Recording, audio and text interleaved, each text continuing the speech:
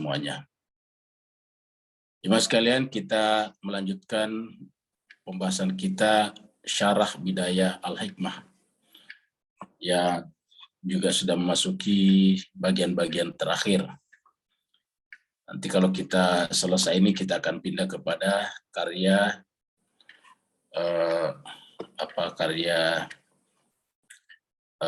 Mullah Sadra yang lain. Karya Mullah Sadra sudah diterjemahkan juga, jadi kita bisa lihat di sini.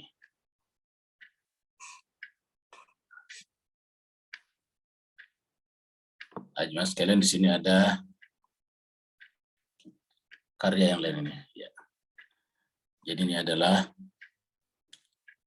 nah ini dia, Kearifan Puncak. Ini adalah Kearifan Puncak. Dan nanti kita akan membahas buku ini, ya, Kearifan Puncak, buku 1, Sadruddin Syirazi. Sadruddin Syirazi maksudnya Mullah Sadra, pengantarnya Pak Jalal. Jadi pengantarnya Pak Jalaluddin Rahmat. Ini nanti di apa namanya di playbook ini ada, ini playbook ini kita ambilnya dari playbook. Ya. Bisa dibuka-buka sekarang kayak gini juga. Tapi nanti kalau Bapak Ibu sekalian mau beli bukunya bisa juga nanti kita pesankan, itu ada dijual. Ya. Nah, jadi ini adalah nanti pengantarnya Pak Jalaluddin Rahmat tentang hikmah muta'aliyah filsafat Islam. Ada dalam bentuk PDF, Ustaz, ya? Ini dalam bentuk e-book ini. Buku ya, oh e-book. Iya, e-book. E-book. Baik, Ustaz. Ya. Ya, jadi ini bisa dibuka di apa namanya di Play Store ini ada di Play Store.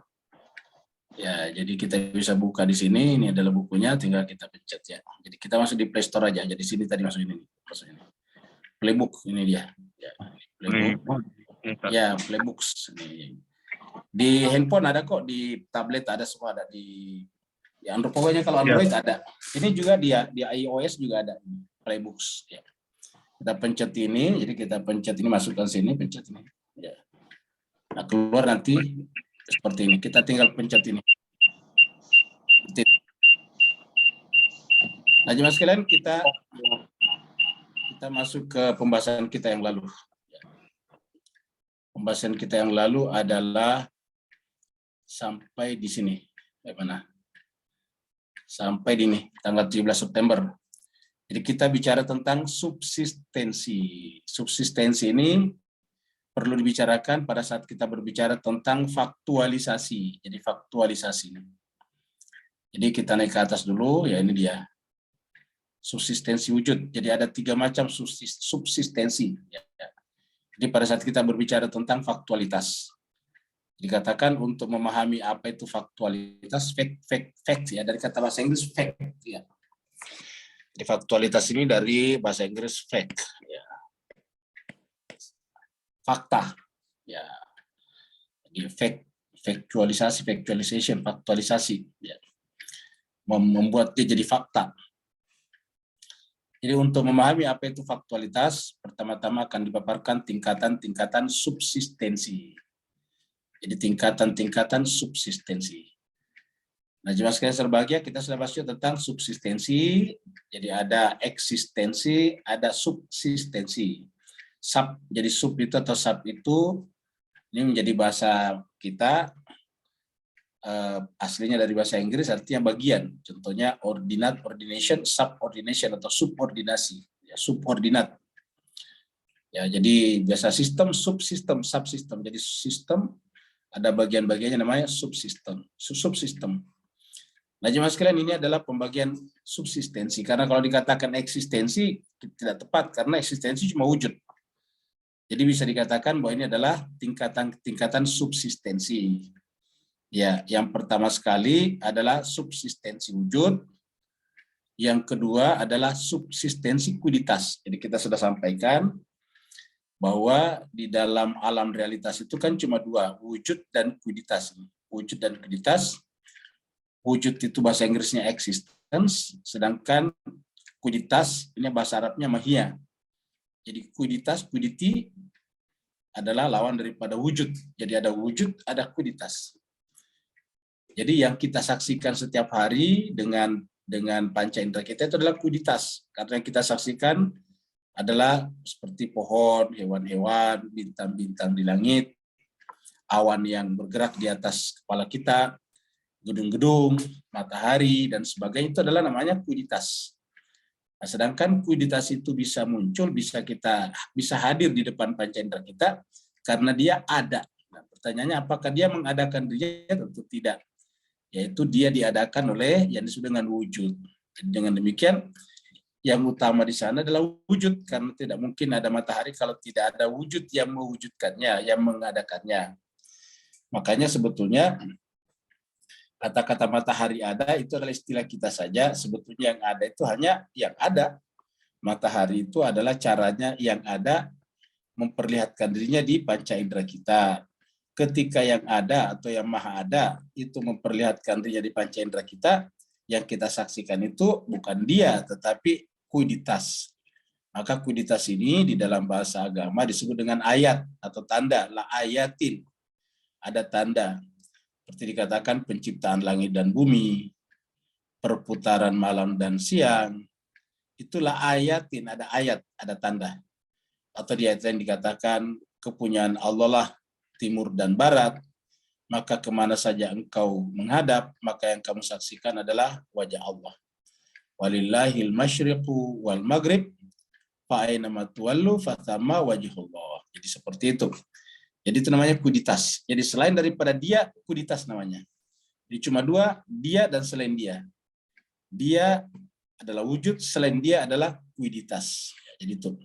Nah, kemudian jadi itu sudah dua. Yang pertama adalah wujud, yaitu dia, selain dia adalah fluiditas. Kemudian di antara fluiditas ini, kan fluiditas ini banyak macamnya. Ada api, ada air, ada tanah, dan sebagainya. Api kan punya efek, misalnya panas. Ya, jadi kalau kita panas, biasanya karena ada api. Ya, di situ.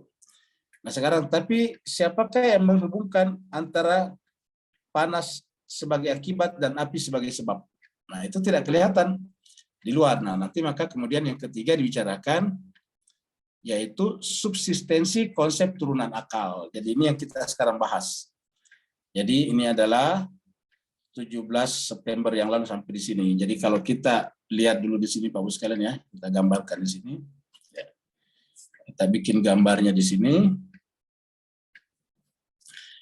Ya, jadi jadi kita di sini aja ya. Kalau kita misalnya menyaksikan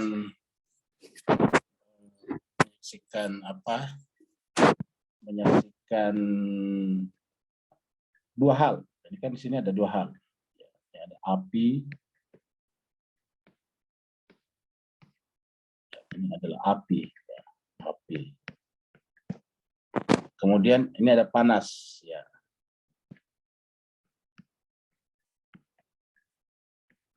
Panas. Ini kan dua hal, dua fakta. Ingat Mas sekalian. Ini kan dua kejadian.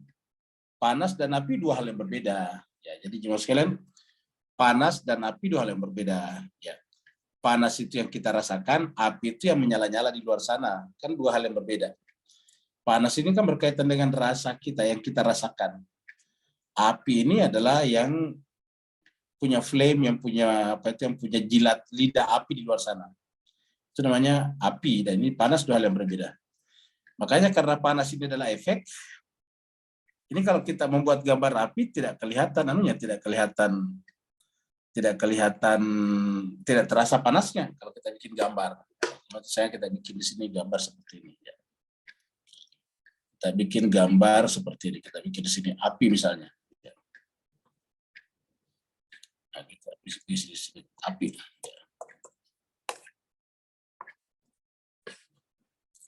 Nah, kalau kita lihat flame api di sini, ya. Ini katakanlah nih. Ya. Kita lihat di sini api menyala-nyala nih. Ya. Inilah api menyala-nyala, kan tidak terasa panasnya. Nah ini sudah dengan api, panasnya tidak terasa di sini karena kita ini hanya gambar. Jadi efeknya panas itu tidak terasa. Tapi ini benar-benar adalah api. Ya ini adalah gambar api. Jadi yang kita katakan api adalah ini. Jadi dua hal yang berbeda. Jadi itu adalah api, sedangkan panas yang kita rasakan. Ya, dua hal yang berbeda. Jadi kesimpulannya panas dan api dua hal yang berbeda. Seandainya satu, maka ini pasti berasa panasnya ketika kita memotret, memfoto atau memvideokan. Ini api kan divideokan. Kalau kita videokan api seperti ini, dan efek panasnya melekat pada api, tentu terasa panas juga sekarang.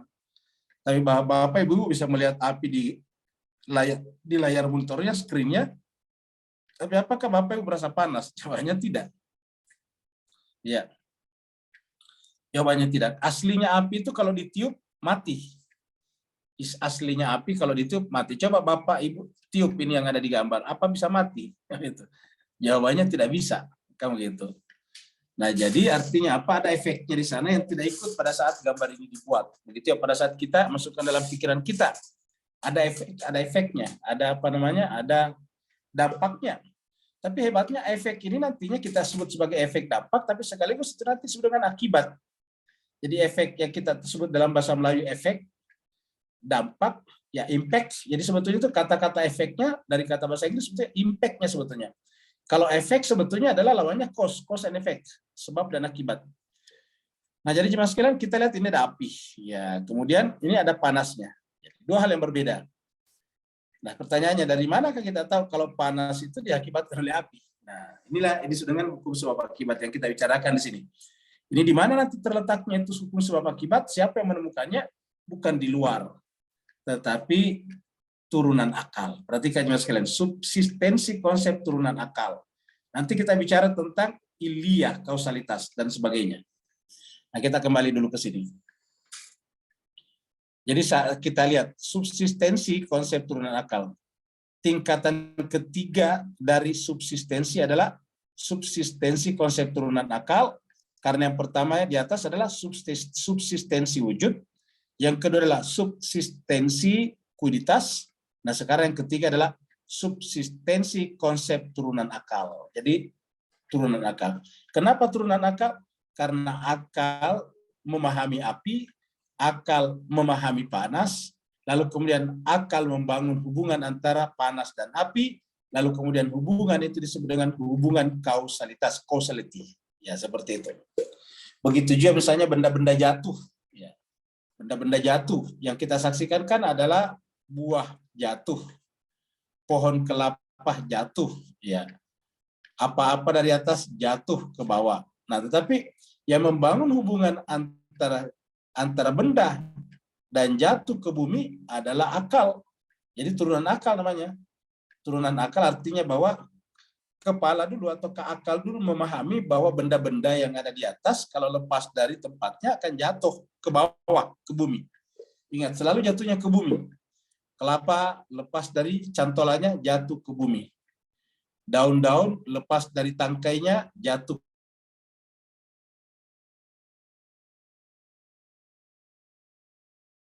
Orang memanjat jatuh ke bumi. Orang naik sepeda kena lubang jatuh ke bumi. Nah, jadi kita lihat ada jatuh. Satu adalah benda-benda yang jatuh, ini adalah pertama. Yang kedua adalah ke bumi. Nah, nanti yang membangun, mengkonstruk hubungan antara benda-benda yang jatuh dan bumi sebagai hubungan sebab akibat itu adalah akal, namanya turunan akal. Jadi makanya disebut dengan turunan akal karena akal dulu memahami benda-benda yang jatuh ke bumi, ya. Baru kemudian dikonstruksi, dibangun hubungan antara benda dan bumi, maka lahirlah nanti hubungan sebab akibat yang disebut dengan gravitasi bumi. Nah, jadi kita teruskan.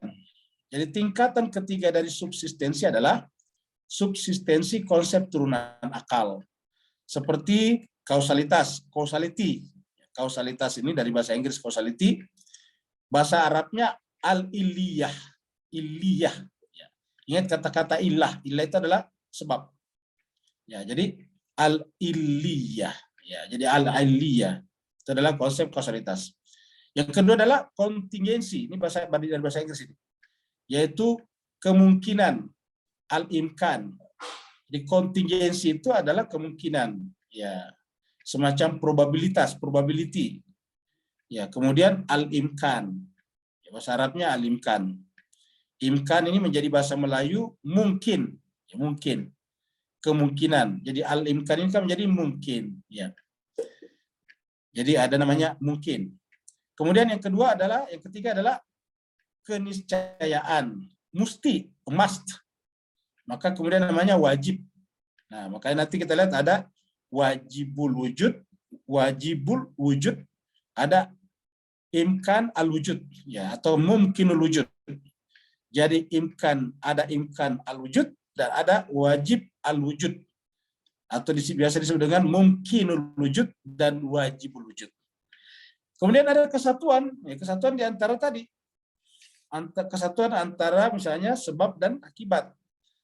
Kesatuan antara fakta pertama yaitu api, fakta kedua yaitu panas, lahirlah faktualisasi, yaitu menyatukan antara panas dan api dengan kesatuan yang bersifat kausalitas, namanya kesatuan al-wahdah. Di kesatuan al-wahdah, unity, unitas. Kesatuannya adalah unity, al-wahdah. Kemudian ada kejamakan, plurality, ya, al-kasrah. Ya. Jadi ada kesatuan al-wahdah. Ingat, yang namanya kesatuan itu ada minimal dua entitas, dua hal.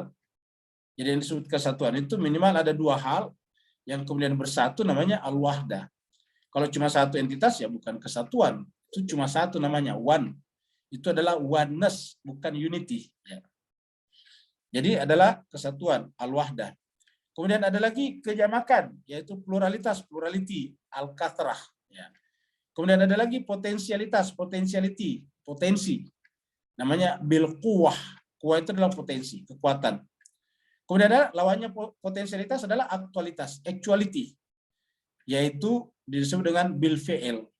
Jadi adalah bil quwwah, potensialitas, potentiality.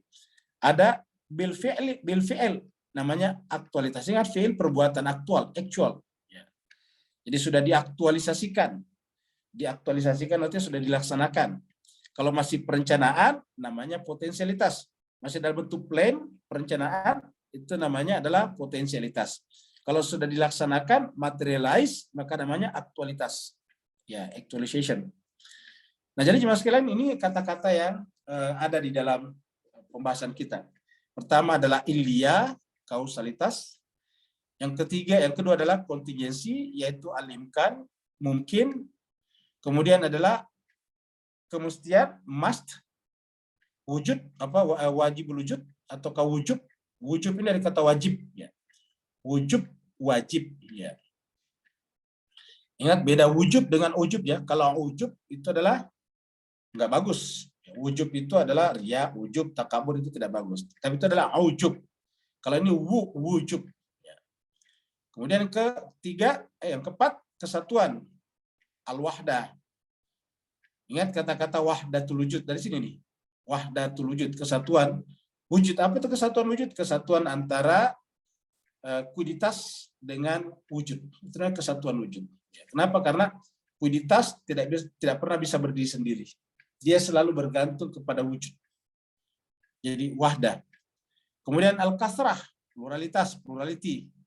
Potensialitas, bil quwwah, dan aktualitas adalah bil fi'il. Nah, jadi jemaah sekalian, ini adalah istilah-istilah. Konsep-konsep turunan akal berhadapan dengan konsep-konsep kuiditas. Jadi, ulangi lagi, konsep-konsep turunan akal berhadapan dengan konsep-konsep kuiditas. Ya, kita sampaikan yang namanya kuiditas itu seperti ini, kita melihat api ya. Kalau kita misalnya melihat di depan kita ada pohon, ya, ada pohon. Ada hewan, ya, hewan atau sapi lah ya, hewan. Ya.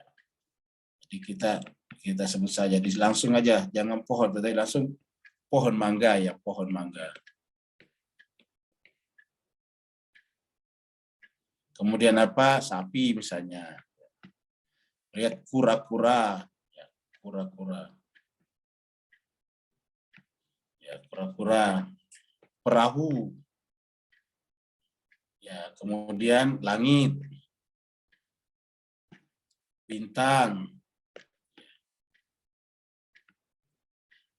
bulan, rembulan maksudnya, matahari, dan seterusnya. Ya, dan seterusnya. Ya. Jadi sekalian ada contoh-contoh saja. Nah, jemaah sekalian, ini yang kita sebut dengan kuiditas. Dia ada di depan panca indera kita. Kita melihat pohon mangga di kebun. Kita melihat sapi di sawah. Kita melihat kura-kura di kolam. kita melihat perahu di laut, kita melihat langit di angkasa, kita melihat bintang di langit, kita melihat bulan di malam hari, kita melihat matahari di siang hari, dan seterusnya. Itu artinya kualitas di luar, berada di luar, namanya khariji, eksternal. Jadi adalah sesuatu yang ada di luar diri kita semuanya. Ya. Nah, jelas baik, tetapi setelah kita lihat, setelah kita dengar, kemudian atau setelah kita berinteraksi dengannya, lalu kemudian masuk dalam pikiran kita, ya, menjadi konsep namanya. Jadi terfahami, ya, namanya terfahami oleh pikiran kita, terkonsepsi. Jadi setelah kita saksikan, tersimpan dalam pikiran kita. Ibaratnya itu sapi itu masuk dalam pikiran kita, kura-kura masuk dalam pikiran kita, dan seterusnya. Semuanya terbentuk dalam pikiran kita, dan nanti pikiran kita bisa membangun hubungan-hubungan antara satu dengan yang lain. Ada hubungan yang acak, ada hubungan yang bersifat sistematis, ada hubungan yang bersifat akademis. Jadi nanti hubungannya macam-macam. Ya. Misalnya kita bisa bikin sapi berwajah kura-kura, bisa. Ya, bikin gambar sapi berwajah kura-kura. Kenapa? Karena kura-kura dari pikiran kita, sapi dari pikiran kita. Ya kita keluarkan bisa, kita gambar sapi, kepalanya kura-kura. Begitu. Kita aja bikin perahu, di dalamnya ada kura-kura. Ya kamu gitu. Kita bikin perahu, di dalamnya ada kura-kura. Ya, padahal aslinya kan kura-kura tidak pernah di perahu. Kura-kura itu adanya di air, di apa namanya, di kolam. Maka kalau ada kura-kura di perahu, itu biasa disebut kura-kura tidak tahu. Nah, kemudian langit, ada langit di angkasa sana. Ya, begitulah seterusnya. Ada bintang, ya, dan seterusnya. Jadi kesimpulannya semuanya ini tadinya di luar, lalu kemudian masuk dalam pikiran kita. Ketika masuk dalam pikiran kita, tersimpan dalam mental kita, namanya terfahami, mafhum. Mafhum ini bahasa Inggrisnya terkonsepsi, conception. Jadi terkonsepsi, ya, terkonsep. Ada tersimpan di sana, sehingga kita semuanya bisa bicara tentang kura-kura, perahu, langit, bintang, bulan. Begitu kita tanya di mana letaknya bintang, pasti semuanya menengok ke langit, ya begitu. Begitu kita katakan di mana bulan, bayangan kita pasti malam hari. Begitu kita menyebut perahu, pasti bayangan kita lautan. Begitu menyebut punya sapi, bayangan kita adalah sawah, ladang, begitulah seterusnya. Nah, jadi Bapak Ibu yang saya berbahagia, ini namanya konsepsi. Konsepsi-konsepsi ini tersimpan di dalam kepala kita, namanya kuiditas. Dan yang bisa dikonsepsi oleh pikiran kita, ingat, hanya kuiditas. Wujud tidak bisa, kita sudah sampaikan sebelumnya. Wujud itu tidak bisa terkonsepsi dalam pikiran kita. Kenapa? Karena yang terkonsepsi dalam pikiran kita itu adalah yang berasal dari alam eksternal. Alam eksternal itu ada dua, masih ingat dulu pembahasan kita. Di alam luar itu ada dua, yaitu ada bendanya dan ada bentuknya, materi dan bentuk, matter and bentuk, shape, ya bentuk. Jadi ada materi dan bentuk. Ya, seperti kalau kita lihat meja ada bentuknya segi empat, ya, bulat dan seterusnya. Jadi setiap ada di luar materi pasti ada bentuknya. Pohon kelapa berbentuk nomor 1, tinggi, tiang. Begitulah bulan berbentuk bulat seperti bola. Selalu ada bentuknya. Jadi di luar itu pasti ada materi dan bentuk. Nah, ketika dikonsepsi oleh pikiran kita, ya materi dan bentuk itu kemudian berubah menjadi apa yang disebut dengan spesies atau misalnya kelompok, dan kemudian pembeda. Ya, jadi terjadi pembeda. Jadi ada materi dan bentuk itu menjadi pembeda. Ya. Materi itu adalah menjadi genus. Ya. Maka di dalam pikiran kita juga harus ada dua, yaitu ada genus dan ada difference, pembeda. Jadi ada genusnya, dan ada diferensi ataukah pembedanya. Kalau bahasa Inggrisnya di luar ada genes, dan yang satunya adalah jeans di pikiran, yang keduanya harus ada yang disebut dengan diferensia, pembeda. Ya, jadi harus ada pembedanya. Bahasa Arabnya fasal. Jadi harus ada fasalnya. Jeans wa fasal kalau di dalam bahasa Arab. Nah, itu dalam pikiran. Kenapa? Karena yang di dalam pikiran tadi dua itu karena diabstraksi, dikonsepsi dari alam luar yang juga terdiri daripada dua, materi dan bentuk itu tadi. Nah, sedangkan kalau bicara tentang wujud, tidak punya bentuk, tidak punya benda. Ya, dia tidak punya bentuk. Karena kalau dia punya bentuk, terikat ruang waktu. Ya. Yang kedua, dia tidak punya jenis. Yang punya jenis itu adalah yang banyak, seperti misalnya hewan. Itu jenis. Sapi, kambing itu jenis hewan. Ya. Pohon mangga, pohon rambutan, pohon pohon apel itu adalah namanya jenis pohon. Ya. Sedangkan kalau wujud apa jenis yang tidak punya jenis. Ya. Nah karena tidak punya jenis, ya tidak ada pembedanya, tidak ada pasalnya. Ketika tidak ada jenisnya, tidak ada pasalnya pembedanya, berarti dia tidak bisa dijangkau oleh akal pikiran kita. Seperti itu Bapak sekalian. Nah jadi ketika kita berbicara tentang ini semuanya berbicara tentang kuiditas, bukan berbicara tentang wujud. Nah, jadi begitu. Kita teruskan. Konsep-konsep turunan akal berhadapan dengan konsep-konsep kuiditas. Jadi bicara tentang turunan akal, berbicara tentang kuiditas. Ya. Begitu kita bicara tentang akal, turunan akal, maka kita bicara tentang kuiditas. Ya, karena apa? Yang masuk namanya turunan akal itu adalah kuiditas. Karena kuiditas tersimpan dalam akal, kemudian akal membangun akal membangun bangunan baru, bangunan berpikir baru namanya turunan, derivasi namanya, derivat ya. Jadi adalah derivasi daripada akal. Seperti tadi saya konsep pertamanya adalah kura-kura. Konsep pertamanya adalah sapi, dua hal. Baru kemudian kita bikin film, kartun, ada sapi yang bermuka kura-kura. Nah, itu namanya turunan akal. Kenapa? Karena tidak ada di luaran. Tidak pernah kita melihat di luar, tidak pernah kita melihat di kebun, di ladang, di sawah, ada sapi berwajah kura-kura, tidak ada. Ya. Tapi dalam film kartun bisa dibikin. Kenapa? Itu adalah dari hayalan, imajinasi, dan itu dibuat oleh akal. Namanya disebut turunan akal. Jadi Bapak sekalian mudah-mudahan bisa dipahami. Turunan akal. Kenapa disebut turunan akal? Karena di luaran tidak kelihatan itu, tidak ada kayak gitu. Ya. Jadi konsep turunan akal berbeda dengan konsep-konsep kuiditas. Ya, jadi ulangi lagi, konsep turunan akal beda dengan konsep kuiditas. Karena kalau konsep kuiditas ya ada di luar, ada faktanya seperti itu. Kalau turunan akal tidak ada di luar, tapi ada di dalam imajinasi. Yang ada dalam imajinasi, dalam pikiran, bisa diwujudkan paling dalam bentuk cerita, film kartun, dan semacamnya. Tapi membuat kenyataannya di luar tidak bisa. Tidak bisa kita membuat sapi yang mukanya kura-kura, atau misalnya kuda yang bermuka wanita cantik dan bersayap. Itu tidak mungkin ada di luar. Itu hanya ada dalam gambar. Kenapa ada dalam gambar? Karena itu adalah merupakan konsep turunan akal dari tiga hal. Wanita, kuda, dan burung. Nah, kan begitu. Wanita, jadi kalau kita melihat itu gambar apa? Gambar apa itu? Gambar borak ya. Kan dulu orang membayangkan dulu yang namanya kendaraannya Nabi kan begitu Pak ya.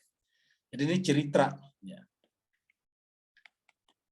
Cerita konon ya. Konon itu tidak jelas asal usulnya. Di ceritanya cerita konon ya. Konon. Yang namanya borak itu ya, borak adalah kendaraan Nabi katanya ya. Bukan saya yang bilang, kita cerita tentang bahasa orang. Kendaraan Nabi sewaktu ya Isra Mi'raj. Jadi Isra Mi'raj. Jadi borak ini adalah kendaraan Nabi sewaktu Isra Mi'raj. Nah, bagaimanakah borak itu? Maka orang membuat konsep namanya, membuat turunan akal. Nah, turunan akalnya apa? Yaitu borak itu adalah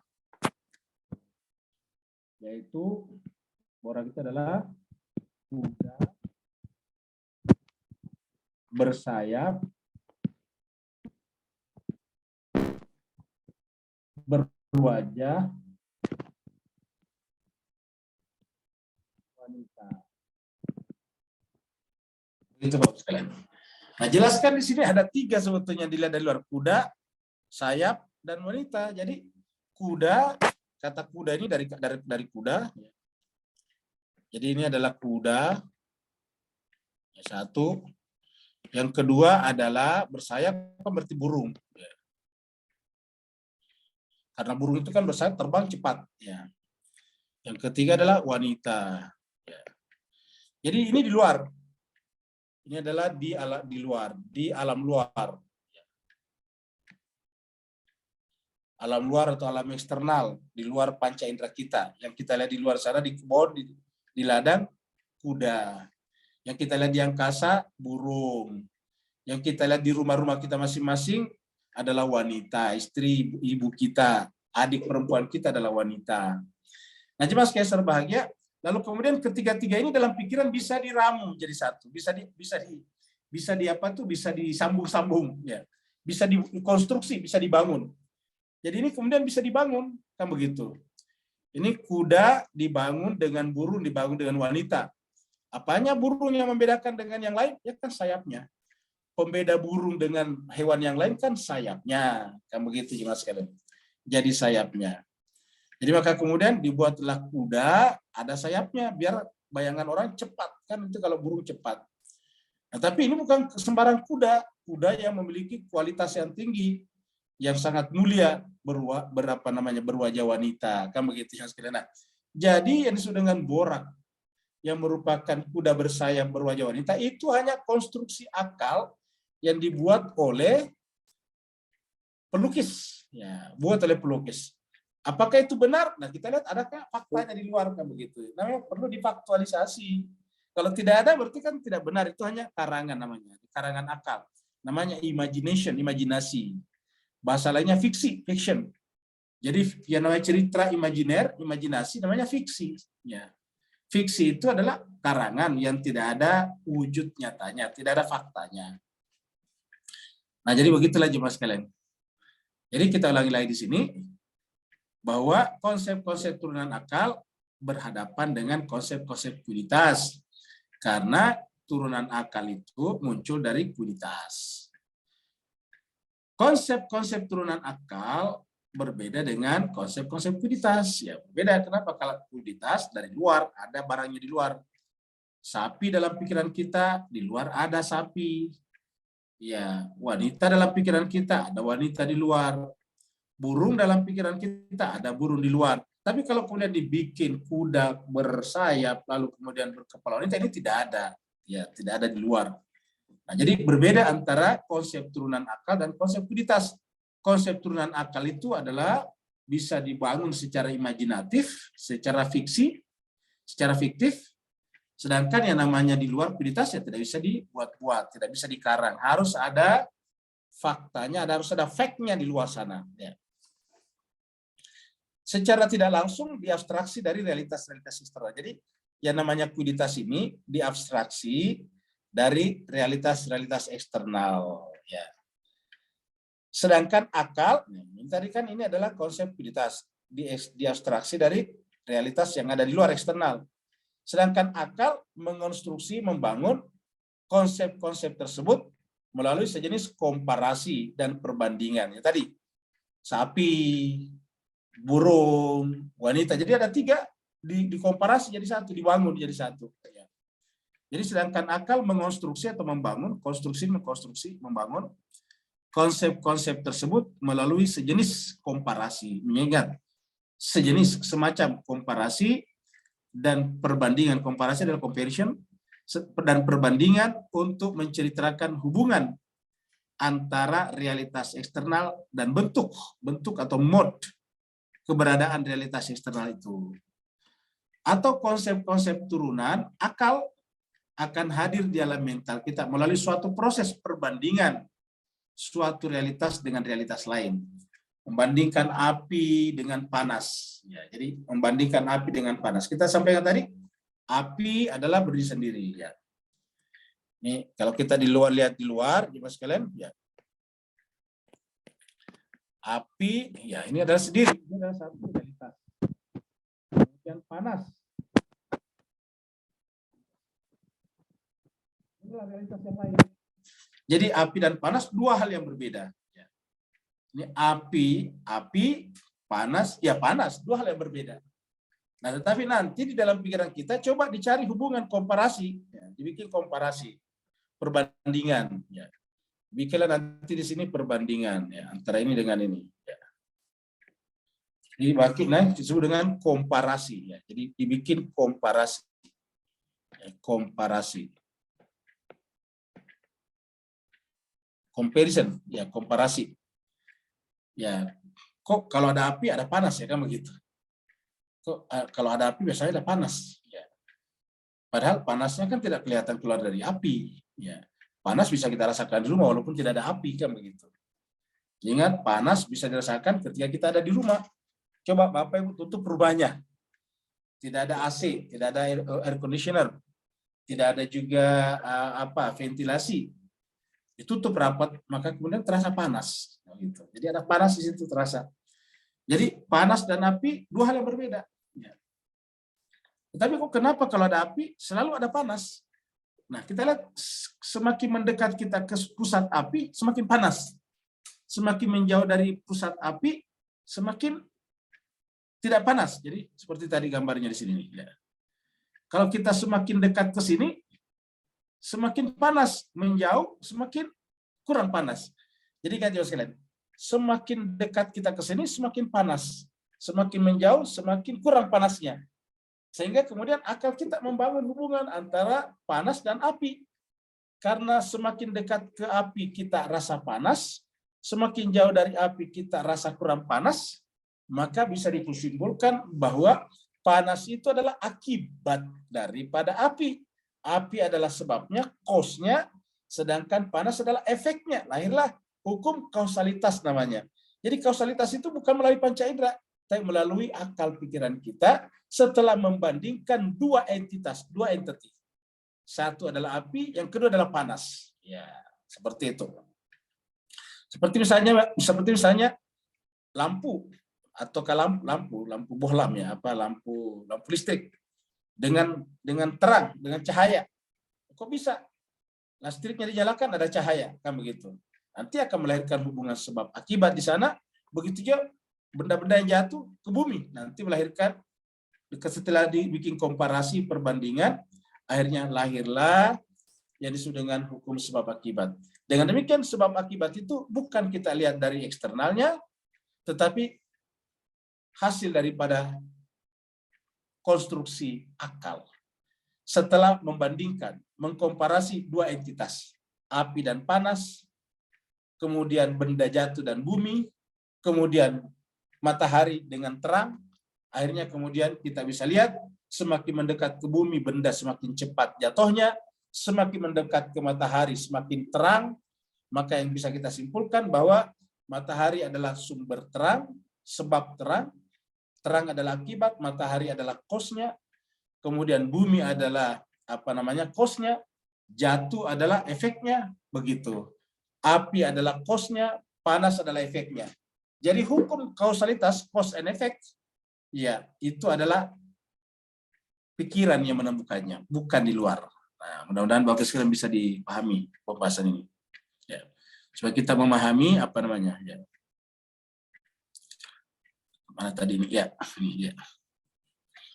Nah, jadi jemaah sekalian, jadi dengan demikian kita ulangi lagi bahwa sedangkan akal mengkonstruksi konsep-konsep tersebut melalui sejenis komparasi dan perbandingan untuk menceritakan hubungan antara realitas eksternal tersebut dan bentuk keberadaan realitas eksternal itu. Jadi realitas eksternal tadi panas, api, ya, bumi, benda jatuh, matahari, terang. Nah, itu adalah dua-duanya eksternal. Terang itu kan di luar, matahari juga di luar. Ya. Atau konsep-konsep turunan akal akan hadir di alam mental kita. Atau konsep-konsep turunan akal, jadi turunan akal berarti ada, akan hadir di alam mental kita melalui suatu proses perbandingan suatu realitas dengan realitas lain. Sama saja di atas tadi, perbandingan ya. Perbandingan antara satu realitas dengan realitas lainnya. Api adalah satu realitas, reality. Panas adalah satu realitas. Matahari satu realitas. Terang satu realitas. Apalagi bumi satu realitas. Benda jatuh adalah satu realitas juga. Jadi realitasnya berbeda-beda. Nah, setelah dibikin perbandingan-perbandingan, lahirlah konsep-konsep turunan akal di alam mental kita. Jadi, seperti itu. Jadi bisa dikatakan bahwa konsep-konsep turunan akal ini, konsep-konsep turunan akal akan hadir di alam mental kita melalui suatu proses perbandingan satu realitas dengan realitas lainnya. Ya. Jadi Bapak sekalian mudah-mudahan bisa dipahami. Contohnya tadi membandingkan panas dan api, membandingkan bumi dan benda jatuh, membandingkan matahari dan terang. Nah, begitu. Terang adalah satu realitas, satu reality. Misalnya, ketika kita ingin menghadirkan konsep tentang sebab ini bahasa Arabnya ilah, bahasa Inggrisnya cause, atau akibat, bahasa Arabnya maklul. Kan ada ilah, maklul. Jadi ada ilah, ada maklul. Maklul itu yang diakibatkan oleh sebab. Ilah adalah sebab, kemudian maklul yang tersebabkan, menjadi akibat dari sebab, itu maklul. Ini adalah bahasa Inggrisnya cause, ini adalah efek. Cause and effect. Cause adalah sebab, efek adalah akibat. Jadi sebab adalah bahasa kita, akibat adalah bahasa kita, bahasa Melayu. Ilah maklul adalah bahasa Arab, cause and effect adalah bahasa Inggrisnya. Jadi sama saja. Jadi kesimpulannya ialah ketika kita ingin menghadirkan konsep tentang sebab dan akibat, ilah dan maklul, cause and effect di alam mental kita, nah maka akal pertama-tama membandingkan api dengan panas tadi. Jadi membandingkan dulu api dengan panas. Ya. Membandingkan ini api dan kemudian panasnya. Ya. Api dengan panasnya. Ya. Jadi membandingkan api dengan panas. Ya. Jadi membandingkan api dengan panas. Jadi ingat kita bedakan warnanya karena api satu hal, panas adalah satu hal yang lain. Api adalah satu entity, panas adalah satu entitas yang lain. Kamu gitu. Jadi dua entitas. Lalu kemudian dibandingkan, dihubungkan, dicari mana duluan. Maka kemudian lahirlah yang duluan itu adalah sebab, yang belakangan adalah akibat. Itu kan urutannya begitu. Maka kita bandingkan api dengan panas yang dihasilkannya. Jadi panas adalah sesuatu yang dihasilkan dari api. Karena apa? Dari mana kita buktikan?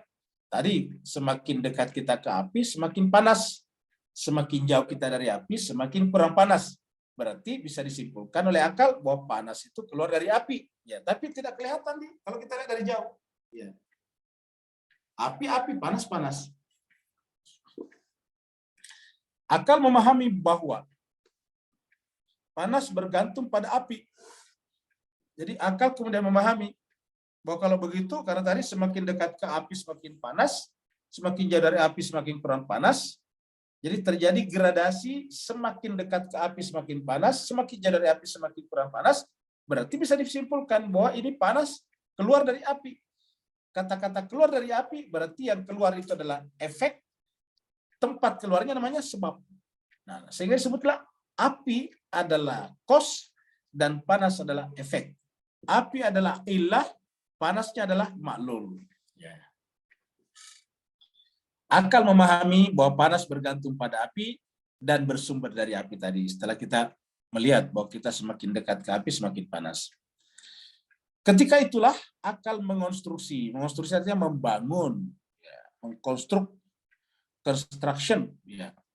Kemudian akal mengonstruksi konsep sebab dari api karena ia memunculkan panas, dan konsep akibat dari panas karena dia dimunculkan oleh api. Jadi begitu Pak sekalian ya. Jadi konsep sebab akibat. Jadi sebab akibat itu tidak empirik. Ya, sebab akibat itu tidak empirik. Dia adalah murni rasional, murni akal itu. Makanya kalau ada yang mengatakan bahwa ilmu pengetahuan bisa tanpa akal rasional, cukup dengan penelitian empirik, itu jelas tidak benar. Karena kunci sains itu adalah cause and effect, sebab dan akibat. Sedangkan sebab dan akibat itu adalah merupakan turunan akal, turunan daripada konsep akal. Dia bukan abstraksi dari alam eksternal. Dia disimpulkan oleh akal setelah tadi membuktikan semakin dekat kepada api semakin panas, semakin menjauh daripadanya semakin kurang panas, atau kita lihat benda yang jatuh semakin mendekati bumi kecepatannya meningkat. Makanya di dalam teori gaya, ya, force, dikatakan bahwa yang namanya gravitasi bumi itu bersifat akseleratif, ya, percepatan bukan kecepatan. Semakin mendekat ke bumi semakin cepat. Jadi rumus gravitasi bumi itu menggunakan rumus A, acceleration, bukan V, ya, bukan apa namanya, bukan velocity. Jadi bukan velocity, tetapi acceleration. Kalau velocity itu adalah kecepatannya rata, yaitu S per T, space per time. Sedangkan kalau misalnya percepatan, nah maka T-nya adalah pangkat 2, T-nya adalah kuadrat, seperti itu. Jadi dia adalah S per T kuadrat.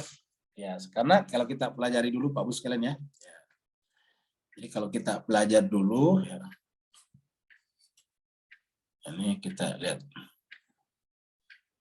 Ya, jadi kalau kita belajar dulu, yang namanya gaya itu kecepatan maksudnya, ya itu rumusnya adalah V, kan begitu ya, V sama dengan S ini adalah space, ruang, kemudian per T times, ya kan itu S per T, ya.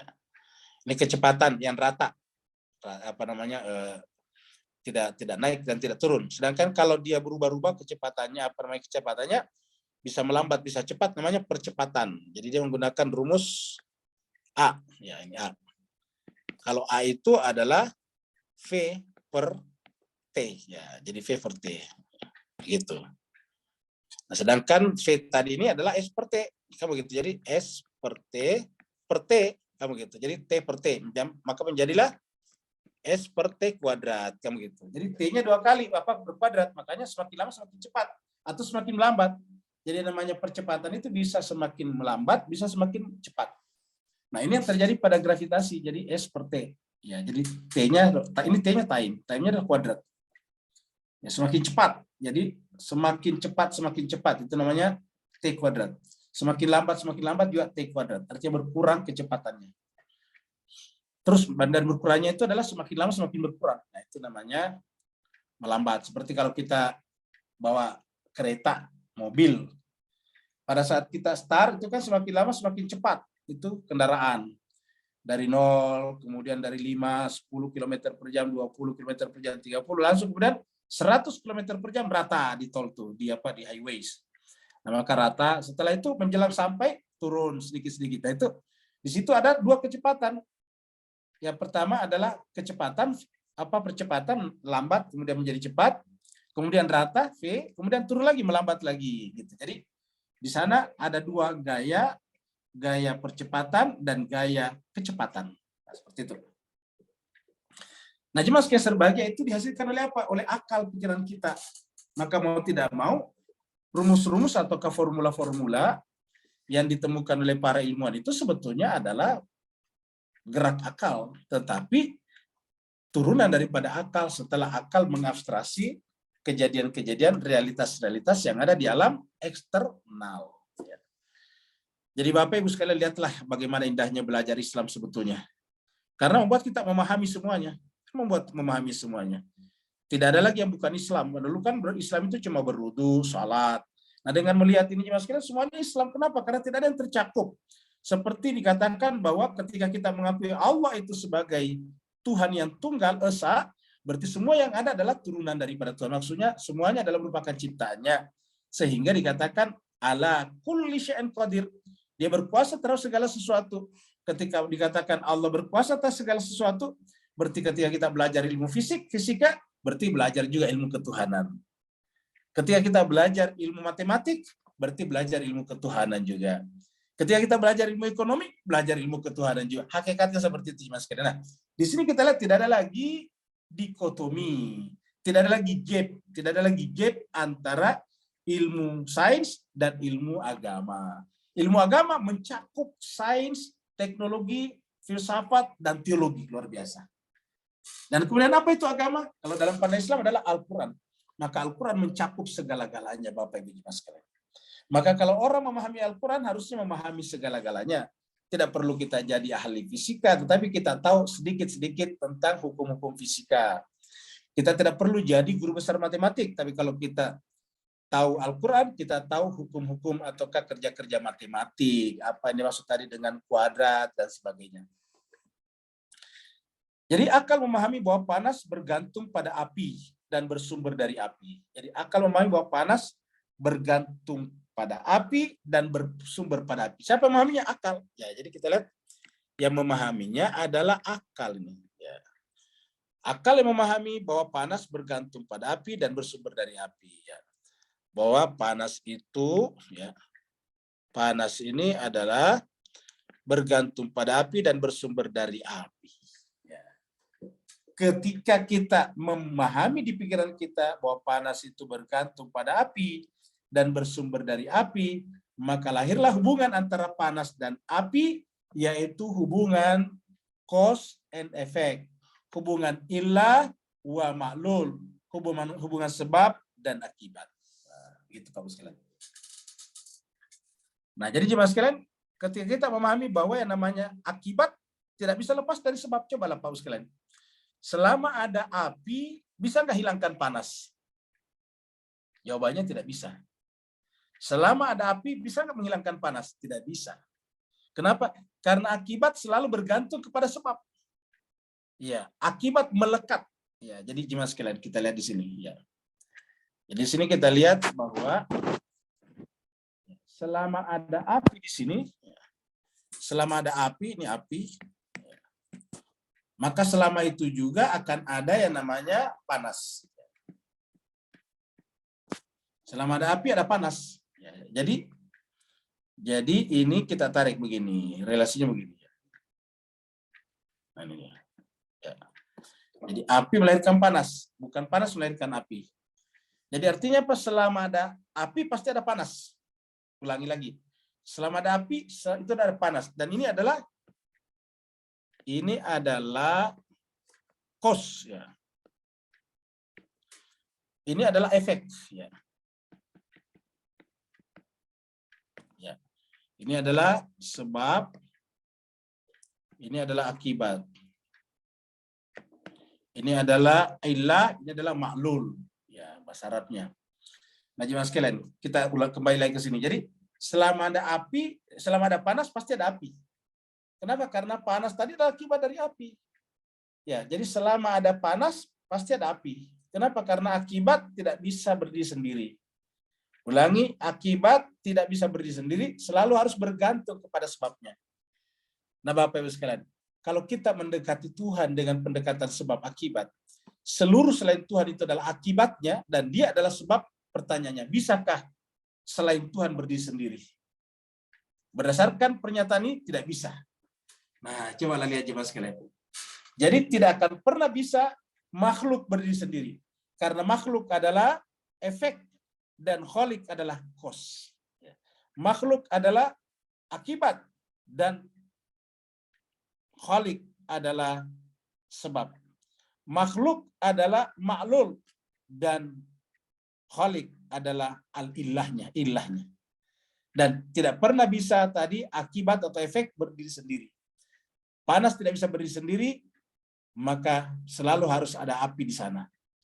Nah, jemaah sekalian, walaupun kita tidak ada apinya, tapi kita rasakan panasnya, berarti ada api. Seperti tadi, kenapa di kamar kita panas? Ya karena ada matahari sebetulnya. Kaitannya dengan matahari. Matahari itu api raksasa. Nah, jadi jemaah sekalian, jadi kalau kita bicara sebab akibat kita dengan Allah, maka tidak pernah bisa berdiri sendiri yang namanya makhluk.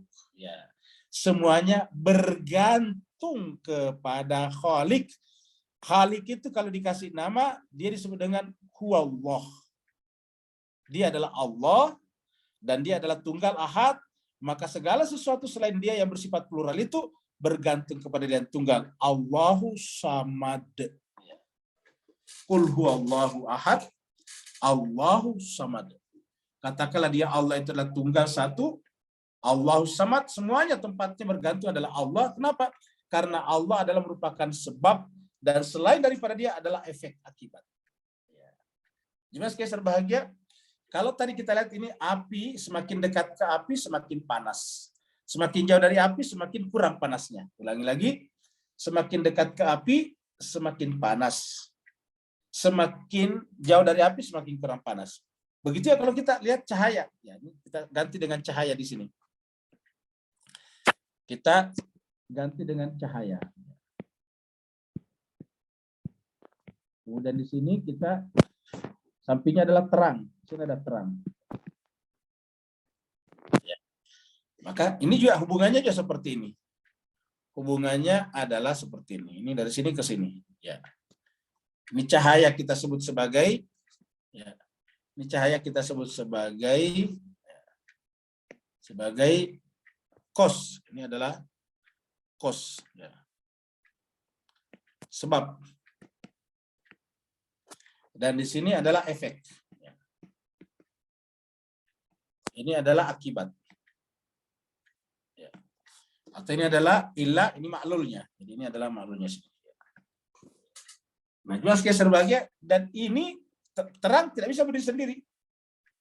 Nah, kenapa? Karena begitu cahaya dimatikan, ini mati juga, terang jadi hilang. Begitu cahaya dimatikan, terangnya menjadi hilang. Hilang sama sekali. Nah, kita lihat, dari mana kita tahu hubungan sebab akibatnya? Karena semakin dekat ke cahaya, semakin terang. Semakin jauh dari cahaya, semakin temaram, semakin kurang terang. Seperti tadi di atas panas. Ulangi lagi, semakin dekat ke sini, semakin terang. Semakin jauh dari sini, semakin gelap. Nah, Bapak Ibu sekalian, kalau kita sebut cahaya ini sebagai hamid, dan kemudian semakin dekat kepadanya dan semakin terang, maka siapa yang paling terang setelah hamid? Yaitu Ahmad. Ya. Jadi jemaah sekalian berbahagia, itu adalah Ahmad sebetulnya. Nah, ketika Ahmad menyatu dengan benda-benda yang dikenai terang, kan terang ini kan harus ada kena dinding, kena itu, maka namanya Muhammad. Ya, jadi begitulah jemaah sekalian. Jadi ini adalah hamid bergerak dengan gerak Ahmad menuju kepada Muhammad. Jadi sebetulnya ini hanya satu kesatuan. Hamid, Ahmad, Muhammad. Kenapa disebut Ahmad? Ini kan bergerak, bergradasi. Dari sini semakin terang, semakin kurang, terus kemudian sampai kepada benda-benda material, lahirlah namanya Muhammad. Ya, begitulah jemaah sekalian.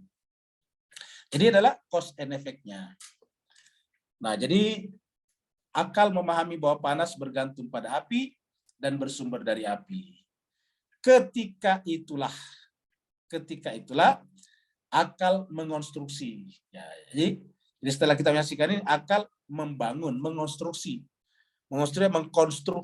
membangun konsep sebab. Jadi lahirlah di sini konsep sebab. Ya, lahirlah di sini konsep sebab. Ya, ini sebab. Jadi mengonstruksi konsep sebab dari api karena yang memunculkan panas dan konsep akibat dari panas. Jadi dan lahirlah konsep akibat dari panas. Ini adalah akibat dari panas karena dia dimunculkan oleh api. Jadi akal memahami bahwa api itu adalah sebab karena dari sanalah munculnya panas. Dan kemudian panas dikonsepsi sebagai akibat karena ia dimunculkan. Ingat, dimunculkan oleh api. Jadi yang dimunculkan akibat, ia memunculkan adalah sebab. Begitu. Ulangi, yang memunculkan adalah sebab, yang dimunculkan adalah akibat. Ya, jadi kita lihat di sini. Ini adalah yang memunculkan. Ini adalah sebab. Sedangkan akibat yang dimunculkan. Ya. Jadi akibat di sini adalah yang dimunculkan. Ya. Jadi sebab itu adalah memunculkan. Akibat itu adalah dimunculkan. Dimunculkan oleh siapa? Oleh sebab yang memunculkan. Jadi itulah akhirnya konsep sebab akibat. Jadi jemaah sekalian berbahagia, sebab akibat adalah pemahaman baru, konsepsi akal baru yang lahir dari dua realitas eksternal, yaitu api dan panas. Api dan panas itu adalah diabstraksi oleh pikiran kita dari dua benda yang bernama api dan panas. Lalu dihubungkan dalam pikiran kita, lahirlah hubungan sebab akibat. Begitu Pak sekalian. Dan kemudian akal menghukumi bahwa di antara keduanya terdapat hubungan sebab akibat, hubungan kausalitas. Jadi ketika dihubungkan keduanya, lahirlah namanya hubungan relasi sebab akibat. Jadi lahirlah relasi sebab akibat. Ini hubungan sebab akibat atau kausalitas. Causality. Ya, causality. Jadi lahirlah hubungan sebab akibat. Jadi konsep sebab dan akibat hadir setelah membandingkan dua reality, yaitu api dan panas. Ya. Realitas yang satu, panas, bergantung secara hakiki pada realitas lainnya, yaitu api. Jadi ingat, bergantung secara hakiki, yaitu pada api. Ya. Konsep-konsep turunan akal memiliki sejenis subsistensi dan aktualitas. Jadi konsep-konsep turunan akal, ingat ini tadi sebab akibat adalah turunan akal. Turunan daripada api dan panas. Jadi konsep-konsep turunan akal memiliki sejenis subsistensi dan aktualitas. Namun subsistensinya adalah melalui subsistensi individu-individu luarnya, yaitu api secara individual dan panas secara individual. Jadi api kita anggap sebagai berdiri sendiri, individual. Individual itu adalah sendiri. Kemudian yang kedua adalah panas juga sendiri, individual juga. Ya, individu. Satu. Nah, kita tidak melihat hubungannya di luar sana. Yang membangun hubungan itu, yang menemukan hubungan itu adalah akal kita. Jadi namun subsistensinya adalah melalui subsistensi individu. Jadi individu luarnya dan sumber abstraksinya. Dalam permisalan di atas, apa yang hakiki di alam eksternal, ingat dalam permisalan di atas, apa yang hakiki di alam eksternal hanyalah wujud api dan wujud panas yang merupakan sumber abstraksi konsep sebab dan akibat. Jadi artinya apa? Kalau kita melihat antara api dan panas, yang hakiki itu apinya, bukan panasnya. Kan panas cuma akibat. Jadi yang hakiki itu adalah apinya. Ya, terang dengan cahaya dengan terang. Yang hakiki cahayanya, bukan terangnya, bukan efeknya. Jadi cahayanya, sumber cahaya maksudnya. Terang itu adalah efek, akibat. Nah, yang hakiki adalah terangnya. Nah, begitulah juga dengan wujud dengan kuiditas. Maka yang hakiki siapa? Ya wujud. Kuiditas tidak. Kenapa? Kuiditas itu adalah akibat. Dia bergantung sepenuhnya kepada wujud. Nah, seperti itu. Selain dua wujud ini, tidak ada lagi wujud ketiga yang namanya sebab.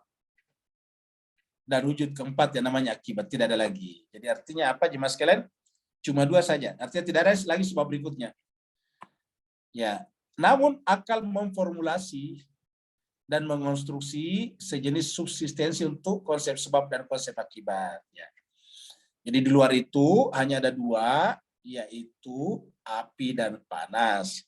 Pikirlah yang kemudian mengkonstruksi sejenis subsistensi, namanya subsistensi turunan akal, untuk konsep sebab dan untuk konsep akibat, demi menceritakan realitas-realitas eksternal dan bentuk hubungan di antara realitas-realitas eksternal tersebut. Hubungan antara api dan panas.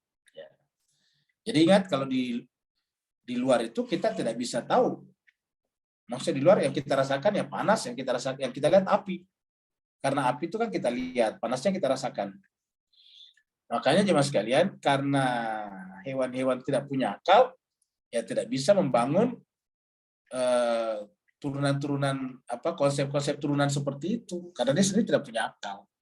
Nah, karena tidak bisa membangun konsep turunan, maka otomatis hewan tidak bisa berkembang pengetahuannya, satu. Yang kedua, hewan tidak bisa menanjak dari menjauh Tuhan menuju kepada mendekat Tuhan.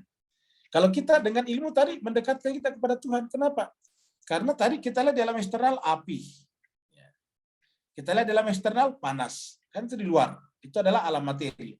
Tapi setelah kita mengkonsepsi di akal, akal menemukan yang lebih tinggi daripada api dan panas, yaitu namanya sebab akibat. Sebab akibat itu di atas api dan panas. Kenapa? Karena dia tidak ada di luar, dia hanya ada dalam pikiran. Nah, dengan demikian, ketika kita menyaksikan ada ciptaan, yang setiap ciptaan ada efek, pasti ada penciptanya. Relasi ciptaan dan penciptanya pasti ada sebab akibat. Sehingga apa yang terjadi? Dengan akal menggerakkan kita ke atas, menuju kepada sebab tertinggi, yaitu Khalik, pencipta. Inilah yang oleh Aristoteles sebut dengan causa prima, prime cause, penyebab pertama. Ya, primary cause ya, bukan primary cause ya, penyebab pertama. Jadi konsep sebab pertama. Nah, jadi jemaah sekalian berbahagia, konsep pertama atau sebab pertama adalah kausa prima. Jadi Bapak Ibu yang berbahagia, dengan demikian ilmulah, dan ilmu adalah merupakan kerja akal untuk membawa kita kepada yang paling tinggi.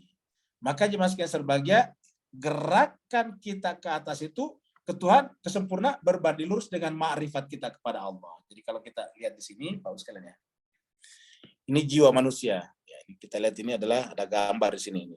Ya. Di sini juga ada gambar. Ya, kita bikin di sini juga ada gambar. Ada gambar. Nah, kalau kita lihat di sini sebagai jiwa, kita lihat di sini sebagai jiwa. Ini jiwa. Jiwa itu menuju kepada apa? Ya. Jiwa itu menuju kepada yang sempurna. Ini sempurna. Ya.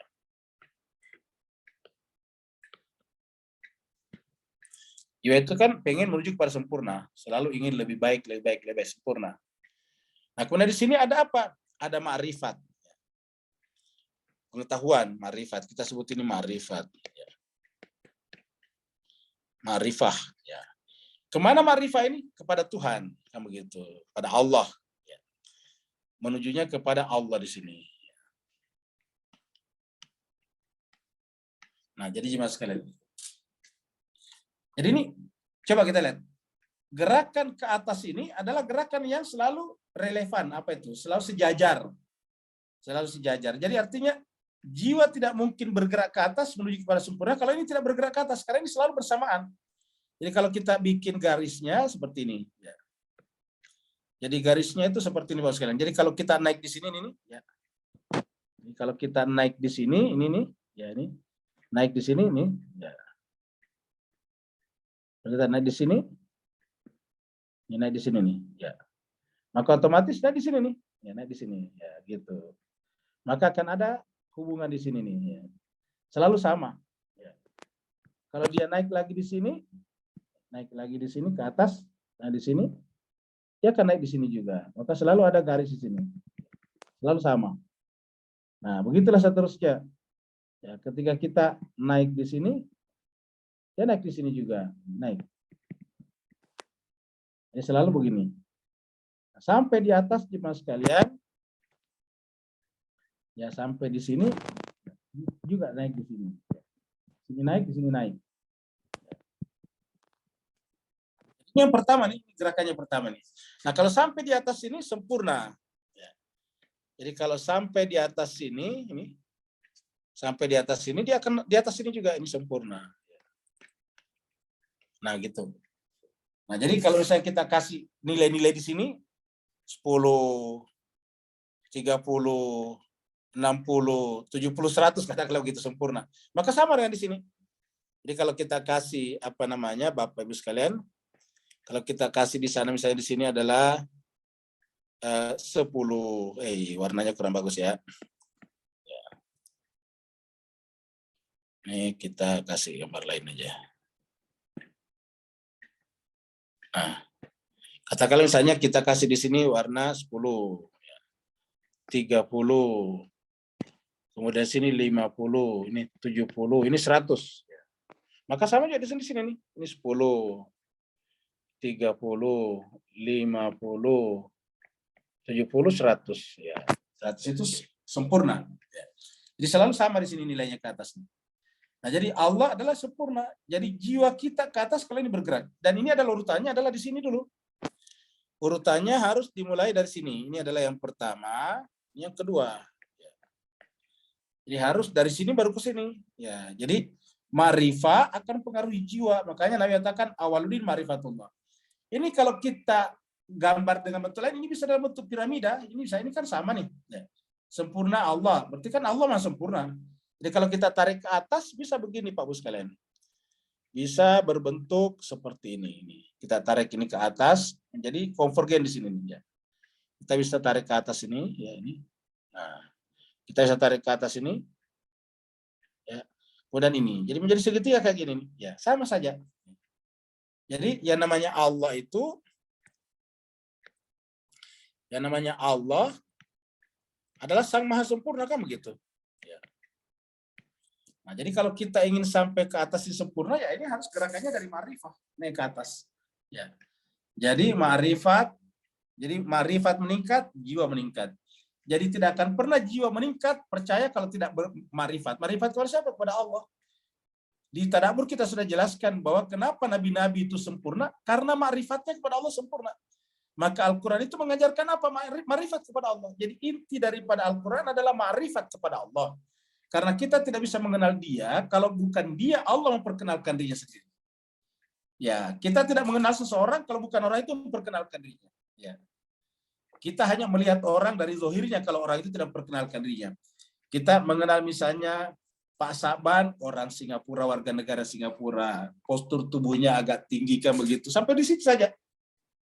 Tapi apa kesenangan-kesenangan Pak Saban, apa hobi-hobi Pak Saban, kita tidak tahu. Kita tidak bisa mengetahui hobinya orang dengan melihat zahirnya.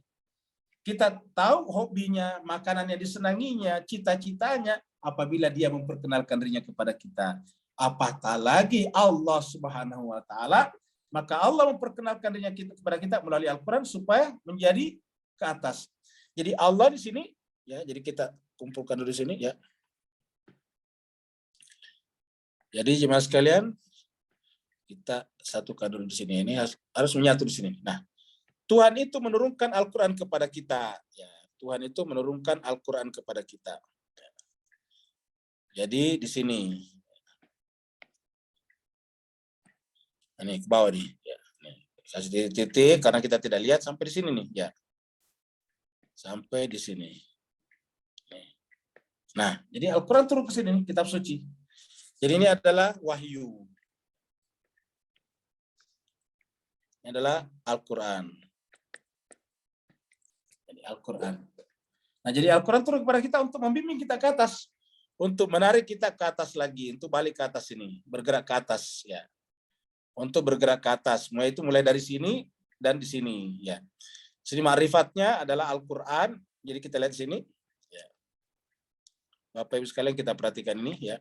Ini ada gerak ke atas di sini, ini gerak ke atas ya. Ini juga ada gerak ke atas nih, gerak ke atas ya. Jadi dari sisi ma'rifat gerak ke atas, dari sisi ini juga gerak ke atas. Nah, ma'rifat ini adalah Al-Quran secara tertulis. Ini adalah Al-Quran secara tertulis. Jadi sini ada Quran disebut dengan Samit ya. Kies Quran Samit. Di sini harus ada Quran Natik. Nah, begitu. Jadi Nabi itu adalah orang yang jiwanya sempurna dan mengajarkan kepada kita. Jadi ini tidak bisa dipisahkan antara Quran Natik dengan Quran Samit. Ya, ini adalah yang bertuliskan mushaf dan ini adalah orangnya, insan suci, insan kamil. Nah, seperti itu. Dimulai daripada Nabi, Sayyidina Ali bin Abi Thalib dan seterusnya. Jadi selalu ada pasangannya di sini. Jadi antara ini dengan ini berpasangan karena ini adalah mengajarkan ma'rifah. Ini adalah contoh rujukan kita orang yang jiwanya sempurna mencapai derajat ini. Nah, jadi Bapak Ibu jemaah sekalian berbahagia, beginilah kurang lebih pembahasan kita berkenaan dengan konstruksi subsistensi jenis ketiga yang disebut dengan subsistensi konsep turunan akal ini, konsep turunan akal. Subsistensi turunan akal ya. Jadi artinya apa? Diambil daripada turunan akal seperti itu. Nah, jemaah sekalian berbahagia, mudah-mudahan ini bisa memberikan pemahaman kepada kita. Jadi ini kita sampai di sini ya. Jadi sebetulnya tadi ini ya sama saja kita sudah sampai ya, sebab akibat tadi. Nah, jadi kita tulis di sini ini adalah tanggal 24 September ya 22 ya. Insyaallah nanti minggu depan kita lanjutkan ke sini dan seterusnya.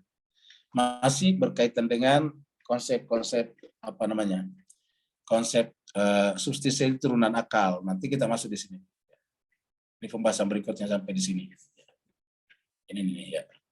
Kita akan masuk apa tolak ukur benar salah suatu proposisi. Nah, itu nantinya. Nah, jemaah sekalian, mudah-mudahan ada manfaatnya ya. Kalau ada benarnya itu dari Allah, kalau ada kekurangannya dari kekurangan Al-Fakir sendiri. Semoga Allah SWT memaafkan Al-Fakir dan membimbing menuju kepada yang lebih yang benar sesuai dengan yang Allah inginkan dan tidak menghukum kita hanya karena lupa dan khilaf. Terima kasih banyak. Kalau ada yang bertanya, dipersilakan. Assalamualaikum Ustaz. Waalaikumsalam warahmatullahi wabarakatuh. Silakan Pak Nur. Alhamdulillah, barakallahu fi azim. Allahu Akbar. Ustaz, antara wujud dengan kualitas tadi dan antara Allah yang hakiki tadi yang tak terjangkau, kemudian kualitas tu tajalikan kepada alif, lam, ha untuk capai kepada kita punya kemampuan mengkonstruksikan apa yang tersirat dengan tersurat tadi. Beri pencerahan Ustaz, apa sebenarnya yang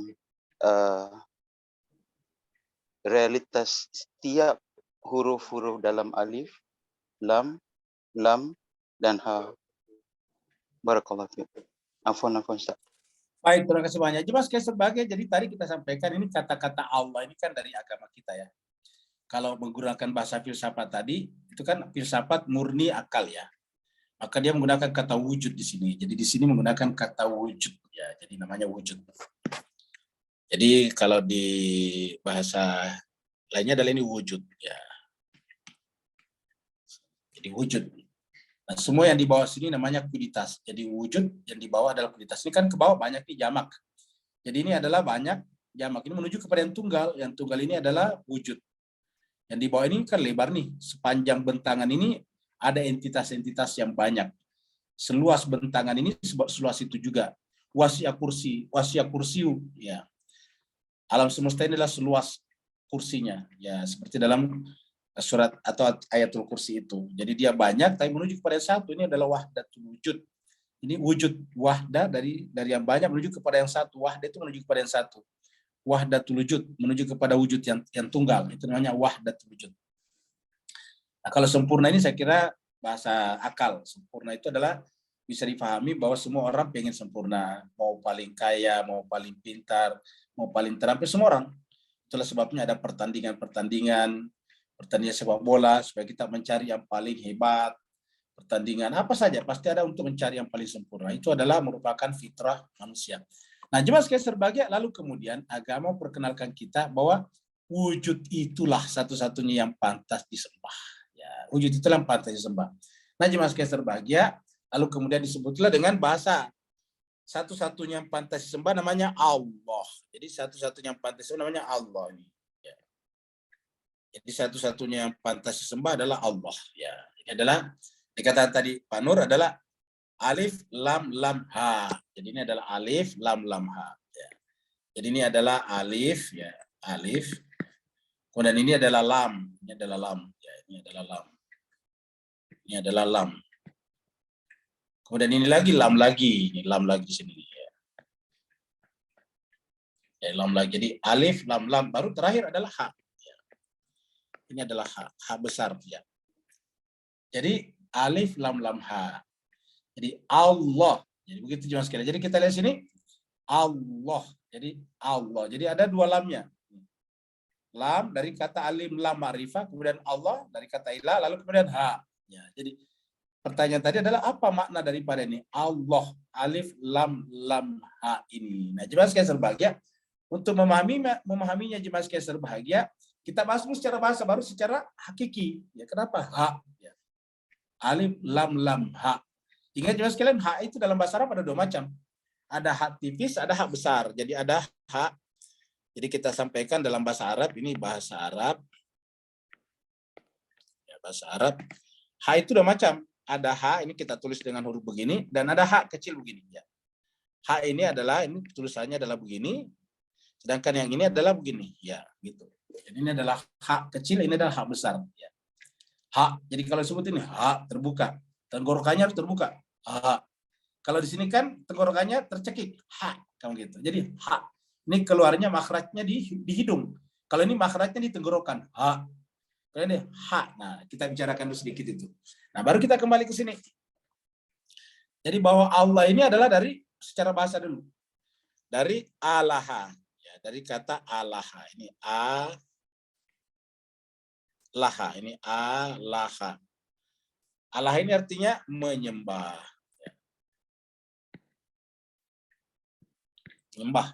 Menyembah. Dari kata abida ya'budu, menyembah. Alaha.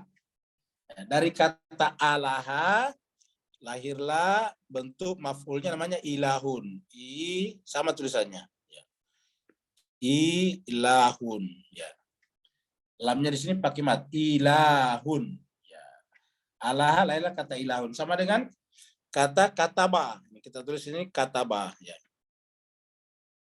Ini kataba. Ini kataba. Sama. Ini huruf pertama ka, huruf kedua lam, di sini ta, huruf ketiga di sini ha, di sini ba. Alaha kataba. Lalu dari sini lahirlah kata kitabun ini. Kitabun ya. Kitabun. Ini sama persis. Ini lahirlah kitabun. Ini ini ki, la, lamnya nih ta, ini pakai mat, lahanya, lamnya dipakai ta juga. Kemudian ini ha, domatain. Jadi kitabun ilahun sama. Jadi alaha menyembah, ilahun sesuatu yang disembah, kataba menulis, sesuatu yang ditulis namanya kitabun. Ya. Jadi kataba menulis sesuatu yang ditulis adalah disebut dengan kitabun. Alaha menyembah, sesuatu yang disembah namanya ilahun. Dengan demikian dari kata ilah ini, jadi kita bawa tarik ke bawah dari kata ilah, ya. Dari kata ilah ini, ilah, ilahun, ya. Ditambah dengan alif lam di depannya, tambah dengan alif lam. Ya. Alif lam ma'rifah namanya, alif lam ma'rifah. Menjadilah al ilahu, karena kalau ma'rifah itu kan ditambah kitabun, ini bisa kitabun bisa ditambah al kitabu, di depannya bisa di sini. Jadi ditambah al. Sorry, tambahannya bukan ke situ ya. Tambahnya bukan ke sini, tetapi ke sini kita kitab ini tambah ke sini atas. Jadi al di sini, ya, ini tambah ke sini. Jadi al kitabu, al ilahu, al ilahu. Jadi apa itu al ma'rifah? Sesuatu yang dikenal, jelas, terang benar ma'rifah namanya. Ingat kata-kata ma'rifah tadi. Pembahasan kita di sini kata-kata ma'rifah juga kan? Ini dari kata alif lam ma'rifah namanya ini. Jadi sesuatu yang bisa dimakrifai itu adalah mendapatkan alif lam ma'rifah, ya. Ingat dari kata ini tadi nih, ma'rifah. Jadi kita kembali lagi sini ma'rifah, ya. Alnya adalah alif lam ma'rifah. Begitu alif lam ma'rifah masuk kepada sebuah kata seperti al ilahu, ya, al ilahu, ya. Dan di Mas Keser bahagia hamzah di sini adalah merupakan apa namanya? Merupakan hamzah wasal namanya bisa dihilangkan. Wasal itu, wasal. Jadi wasal itu bisa dihilangkan, maka bisa dicoret ketika disambung. Al-ilah menjadi Allah, kamu gitu. Dihilangkan ini apa? Ya, jadi dihilangkan alif lam apa hamzanya, jadi bisa dicoret. Ketika kita coret ini, ya maka kemudian ini bergabunglah di sini. Jadi bergabunglah di sini al, ya, kemudian al naik lagi ke atas, ya, kita panjang di sini karena supaya bergabung dengan ini. Al ini lam di sini baru naik ke sini ha, ya, Allah. Jadi al lam alif lam lam ha, terbentuklah di sini. Yang cara menuliskannya lebih tepat adalah begini, ya. Allah, ya. Jadi adalah Allah. Jadi alif lam lam ha. Nah, jadi jelas dari segi bahasa ini adalah ma'rifah. Artinya apa ma'rifah? Untuk sampai ke sana harus dikenal. Ma'rifah namanya. Kan begitu jelas sekalian. Kalau kita belum ma'rifah kepada dia belum kebetulan Allah. Masih apa? Masih ilah. Ingat jelas sekalian. Kalau kita belum ma'rifah kepadanya sebetulnya bukan Allah sebetulnya. Masih ilahun. Ya. Karena nanti harus ada ma'rifahnya baru Allah. Itu dari sisi bahasa. Nah, dari sisi hakikat. Nah, jelas sekalian. Apa makna alif lam lam ha tadinya? Nah, jelas sekali kita mulai daripada A. A itu adalah dari diri kita, anak. Kan A itu kan adalah anak aku. Dalam bahasa Arab itu kalau kita bicara mudhari, tanda mudhari untuk aku adalah A. Kata bayak tubuh aktubu, kan begitu nih. Kita tadi kembalikan ke sini. Ya. Kataba. Kataba. Ini adalah fi'il madhi. Fi'il mudhari'nya yaktubu, ya. Nih. Yaktubu. Ini gimana sekalian? Kata bayak tubuh. Ya, ini adalah main mudhari, mudhari. Ini untuk orang ketiga huwa. Huwa yaktubu. Tidak boleh dikatakan ana yaktubu. Ini harus huwa yaktubu. Kalau perempuan hiya taktubu. Nah, kalau saya anak. Nah, kalau anak, kalau kita kasih domirnya di sini adalah anak, ini anak, maka di sini menjadi alif di sini a. Jadi ya-nya dicoret, ini dicoret. Baru dikasih a menjadi aktubu. Jadi menjadilah aktubu. Jadi aktubu. Jadi ya. Jadi namanya a-nya adalah anak-anak. A-nya adalah di sini. Jadi A-nya di sini adalah anak aku. Aktubu, aku menulis. Nah, Mas kayak seru bahagia. Jadi artinya apa? Allah adalah anak aku.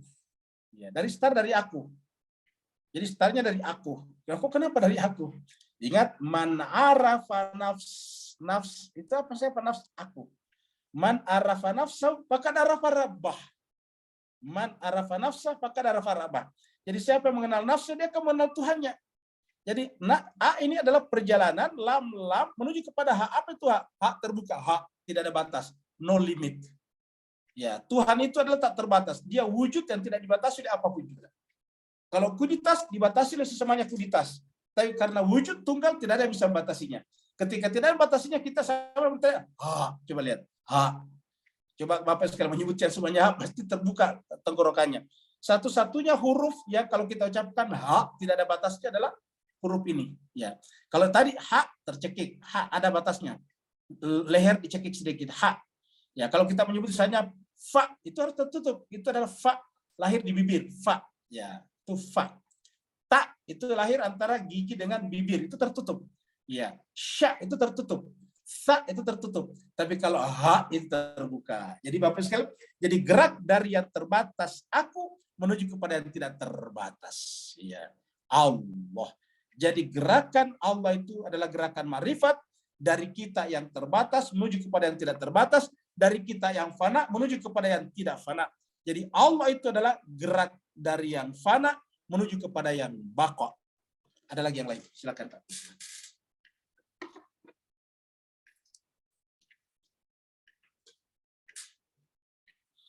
Kalau tidak ada lagi, berarti kita akhiri sampai di sini karena insya Allah kita masih berjumpa lagi sebentar untuk pembahasan irfan. Ada Ustadz, pertanyaan dari Pak Burhan.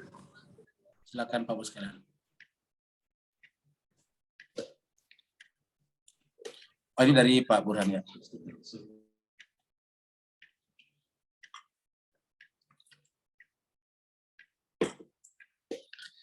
Jadi wujud itu tidak dapat dikonsepsi, betul sekali. Tidak bisa dikonsepsi. Kenapa? Karena akal tidak bisa mengkonsepsinya karena akal harus ada yang namanya jenisnya dan ada yang namanya fasalnya. Ada genus dan harus ada diferensianya. Tidak akan juga terkonsepsi, apalagi mengkonsepsi betul sekali. Ya. Dialah wujud sebab. Dialah wujud sebab akan adanya segala-galanya, betul. Jadi dia adalah sebab akan adanya segala-galanya. Segala-galanya selain dia adalah kuiditas. Jadi segala-galanya selain dia adalah kuiditas. Ya.